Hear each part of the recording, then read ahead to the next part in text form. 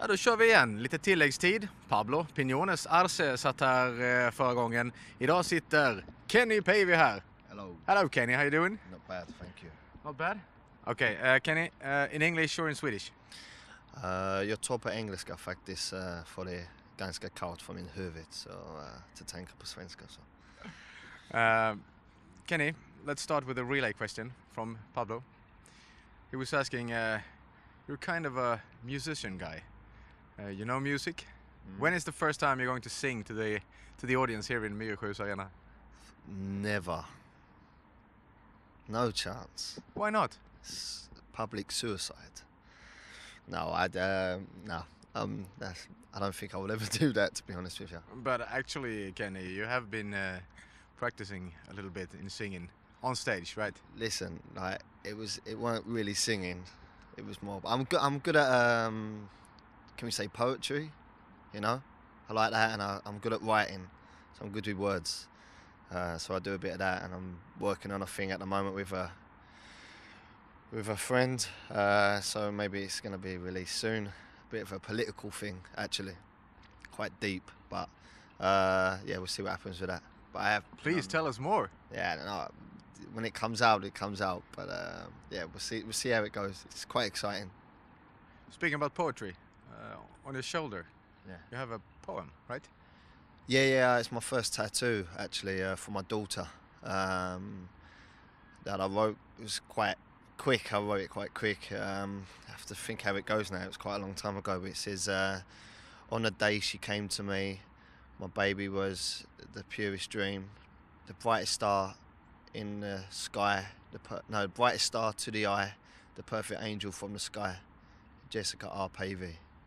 So it's for my daughter. So yeah, that's a little bit my poetry. And you also have a son. Yeah. A poem for him as well? Not yet, but I've got his name down my side. I've got both my kids' names on my side because they're always by my side. And I'm thinking of maybe doing one for Charlie, my son, a poem. But yeah, I have to decide on that. I have to finish my sleeve off first, and then maybe I'll move on to that. What is so good with tattoos?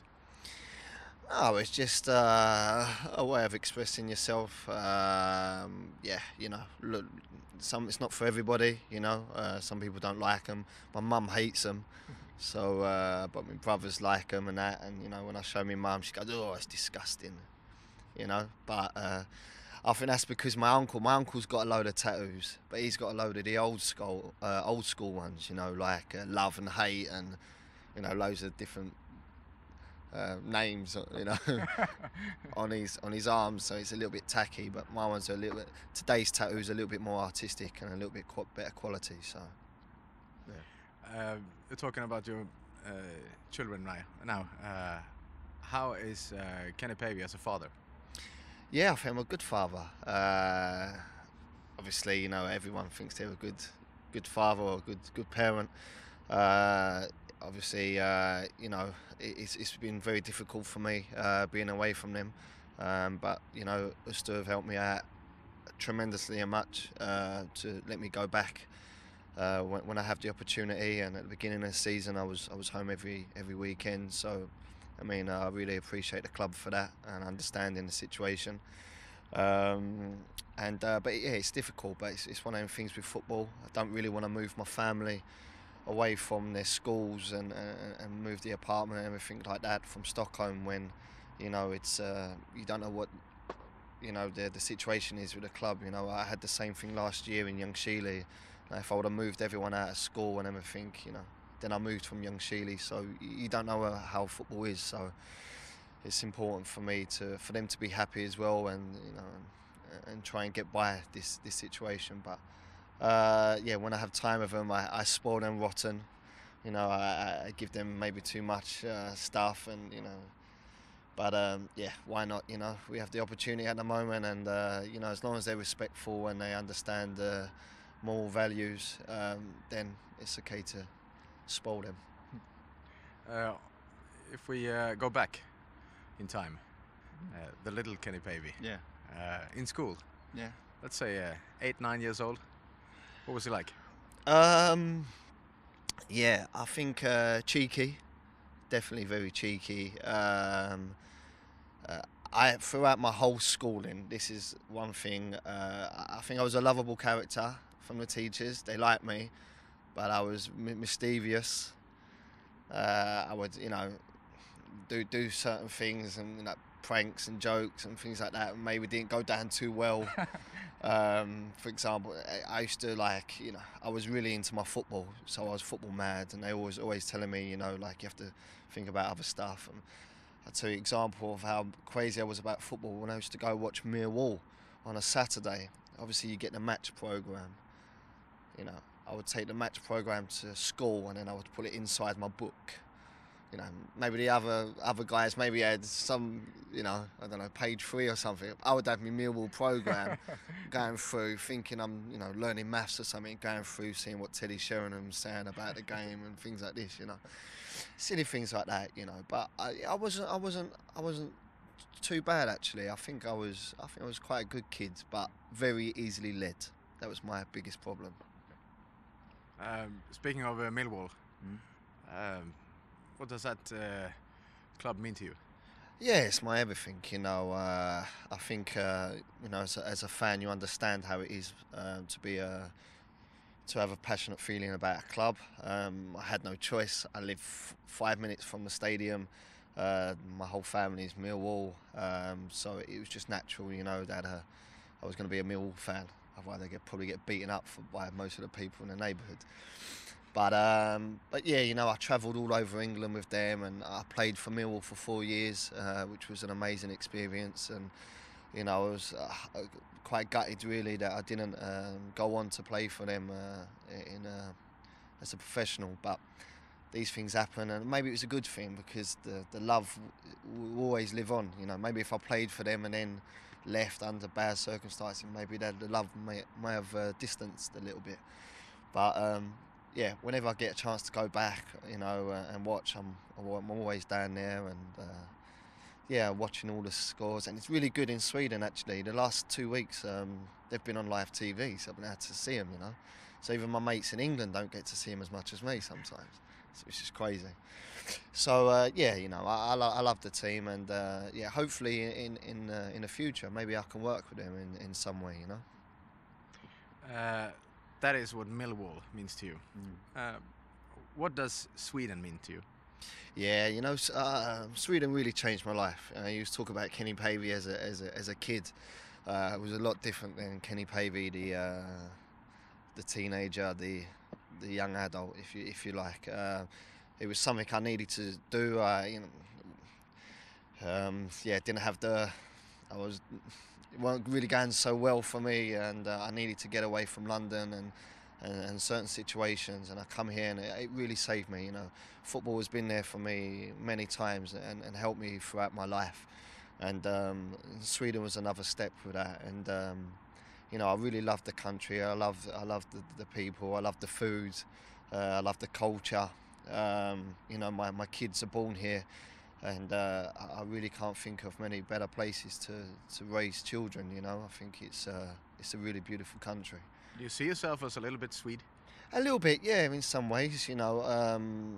Obviously, I've been here a long time, so I understand a lot of the values, and it's not too much different from the English values. You know what I mean? I think that's why it's been so easy for me to come into the Swedish society and deal with things.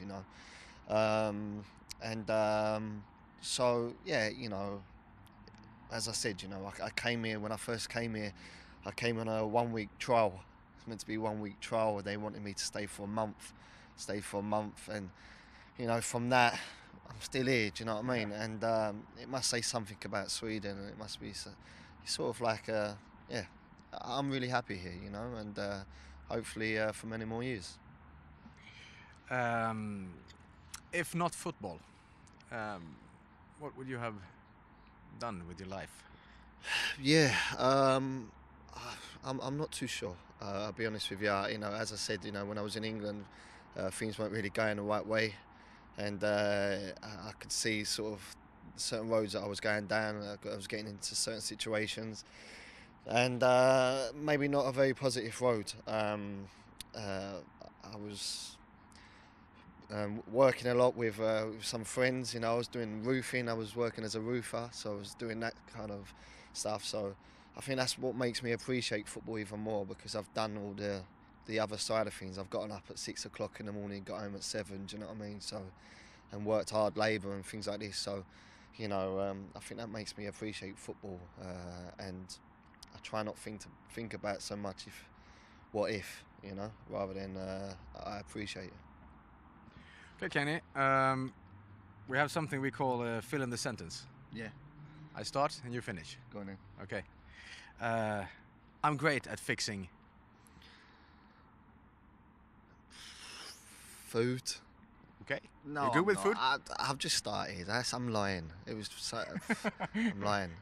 You like to eat food? I like to. I've really started getting into food, like cooking food. I'm on YouTube a lot, and you know, I'm one of them people who pause it, like have a look, then realise halfway through that half the ingredients I ain't got, so I've got to go and get it down to the supermarket and get it. And in the end, I just end up getting something take away.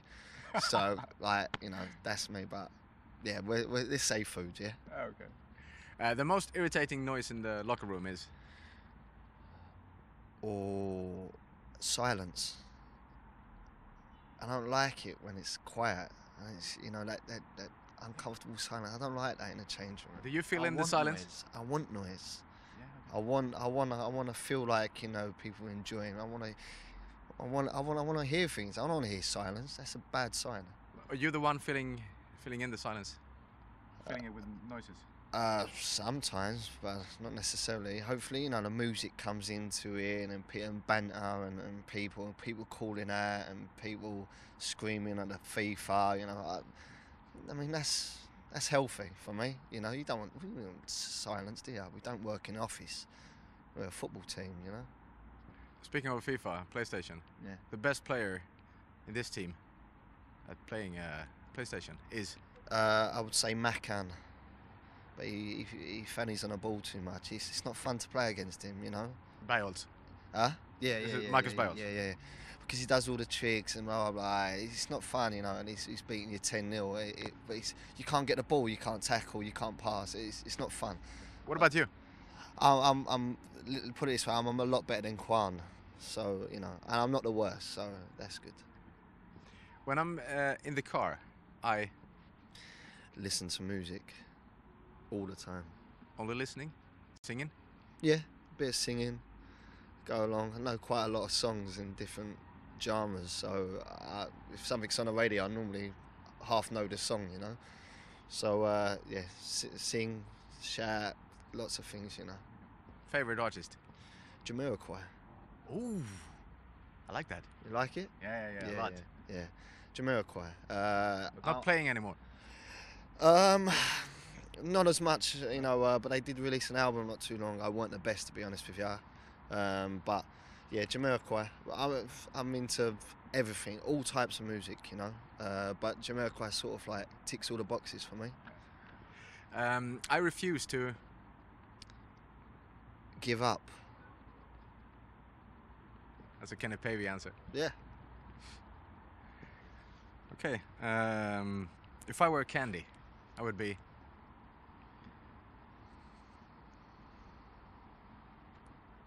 Sweet. That's a good one. You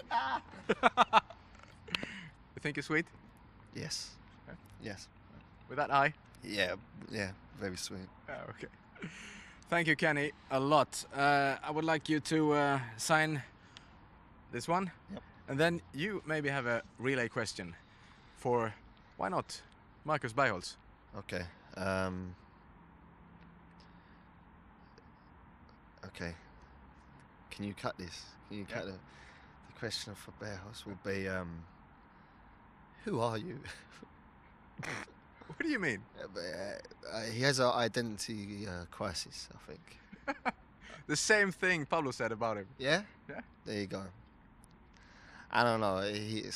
Sometimes he'll come in with MC Hammer, jogging bottoms on, a Real Madrid hat on, a baseball cap, Timberlands.